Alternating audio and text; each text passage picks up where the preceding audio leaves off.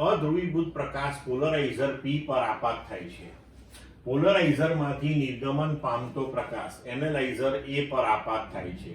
જો એનાલાઇઝરમાંથી નિર્ગમન પામતા પ્રકાશની તીવ્રતા આપાત અધ્રુવીભૂત પ્રકાશની તીવ્રતા કરતા 1/8 હોય તો પોલરાઇઝર અને એનાલાઇઝરની દગ અક્ષો વચ્ચેનો ખૂણો કેટલો હોય? વિકલ્પ આપ્યા છે: A 30 degree, B 45 degree, C 0 degree અને D 60 ડિગ્રી.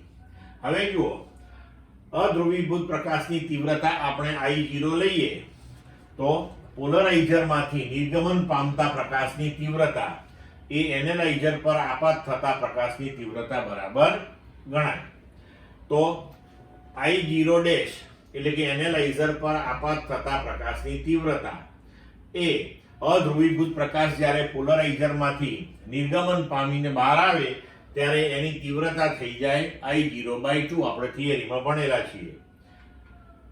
તો હવે એનાલાઇઝર માટે એનાલાઇઝરની ઉપર જે તીવ્રતા આપાત થઈ એ I0 ડેશ. હવે એમાંથી જ્યારે પ્રકાશ બહાર નીકળશે ત્યારે પરિણામી તીવ્રતા એ મૂળ તીવ્રતા જે છે અધ્રુવીભૂતની I0 એના કરતા 8મા ભાગની છે અને એનાલાઇઝર ઉપર આપાત થતી તીવ્રતા I0 ડેશ છે. તો I ડેશ બરાબર I0 dash cos square theta. આ આપણી પાસે તીવ્રતાનું સૂત્ર છે અને I ડેશ બરાબર I0/8 છે. પણ આપણે અહીંયા જોયું કે I0 ડેશ એ I0/2 છે પાછું. તો હવે I0/8 બરાબર I0/2 cos square theta. I0 cancel થશે અહીંયા. તો cos સ્ક્વેર થીટા બરાબર 1/4 અને cos થીટા બરાબર આપણે લખી શકીએ 1/2.